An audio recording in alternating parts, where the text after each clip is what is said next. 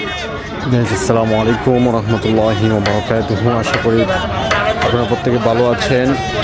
আমি আপনাদেরকে একটি ভিডিও দেখাবো, যে ভিডিও লিঙ্কটা এখানে আছে, এবং কারি সাইদুর রহমান আসাদ তিনি কী বলতেছেন। আপনারা আমার ভিডিওটা শুরু থেকে শেষ পর্যন্ত দেখবেন, এবং আপনারা দেখার পরে আপনারা কী শিক্ষা অর্জন হয়েছে আপনারা এই ভিডিওর মাধ্যমে আমার ভিডিওর কমেন্টে বলে যাবেন, এবং আগামী নির্বাচনে কাকে চাচ্ছেন, নির্বাচনে কাকে ভোট দেবেন আপনারা তাও কমেন্টে বলে যাবেন ইনশাআল্লাহ।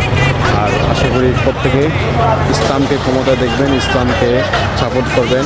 যে কোনো ইসলামিক দল আপনি সাপোর্ট করেন না কেন, আপনি সবচেয়ে বেটার, সবচেয়ে ভালো ইসলামিক দল কোনটা আপনার কমেন্টে জানাবেন। শত শত একর জমির মালিক হয়ে যায়, ঠিক কিনা বলেন? সুতরাং দুর্নীতিবাজদেরকে দিয়ে এই বাংলার জাতির ভাগ্যের পরিবর্তন হবে না। আমাদের হাজী ইব্রাহিম খলিল তিনি দুইবারের সফল কাউন্সিলর। চ্যালেঞ্জ করে বললাম, পারলে দেখাও হাজী ইব্রাহিম খলিলের 4 আনার দুর্নীতি দেখাতে পারবা না, ঠিক কিনা বলেন? সুতরাং এই ঢাকা 5 আসনের মানুষের যদি ভাগ্যের পরিবর্তন করতে হয়, হাজী ইব্রাহিমের বিকল্প নাই। আজকের সমাবেশ থেকে বলে গেলাম, 12 তারিখে যদি হাজী ইব্রাহিমের জয় হয়, ডেমরা এলাকায় ঢাকা 5-এ কোনো চাঁদাবাজ থাকবে না। হয় চাঁদাবাজকে ভালো হতে হবে, নইলে ঢাকা 5টাকে ছাড়তে হবে। এই ঢাকা 5-এ 12 তারিখে যদি হাজী ইব্রাহিম বিজয় হয়, এই ঢাকা 5-এ কোনো মাদক ব্যবসায়ী থাকবে না।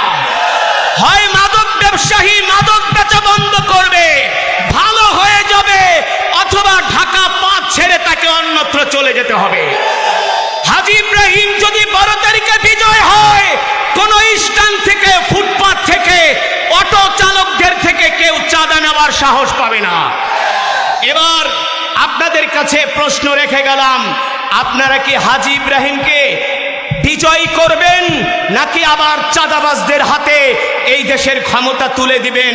আপনাদের বিবেকের কাছে প্রশ্ন রেখে গেলাম, ঠিক কিনা বলেন? আমি আল্লাহ তাআলার আবার সেই কোরআনুল কারীমের আয়াত আপনাদেরকে স্মরণ করিয়ে দিচ্ছি। ইন্নাল্লাহা লা ইউগাইয়িরু মা বিকওমিন হাত্তা ইউগাইয়িরু মা বিআনফুসিহিম। আল্লাহ তাআলা বলছেন, তোমরা ভাগ্য পরিবর্তনের জন্য চেষ্টা করো, আমি আল্লাহ তোমাদের ভাগ্য পরিবর্তন করে দিব।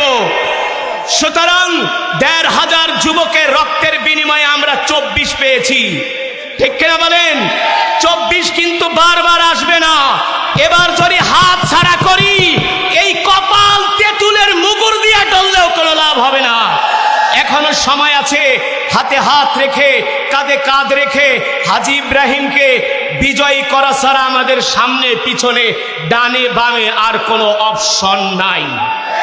12 তারিখ পর্যন্ত কোনো ঘুম নাই, কোনো খাওয়া নাই। মা বোনদেরকে পাড়ায় পাড়ায়, মহল্লায় মহল্লায়, প্রতিটা বাসায় বাসায় দাওয়াত দিতে হবে। এবার ঢাকা 5-এ একমাত্র আলেম সংসদ সদস্য হাফেজ মাওলানা হাজী ইব্রাহিম খলিলকে আমরা এমপি হিসাবে দেখতে চাই, ঠিক কিনা বলেন? আল্লাহ তাআলা হাজী ইব্রাহিম ভাইকে সুস্বাস্থ্য দান করুন বলি আমিন, সুস্থতার নিয়ামত দান করুন বলি আমিন। আল্লাহ তাআলা তাকে যেন 12 তারিখে বিজয় দান করে, এই আশায় প্রত্যাশা ব্যক্ত করে আমি আমার বক্তব্য শেষ করছি। আবার দেখা হবে কোনোদিন জিহাদের শহীদি কাফেলায়, এই আশা ব্যক্ত করছি। আসসালামু আলাইকুম।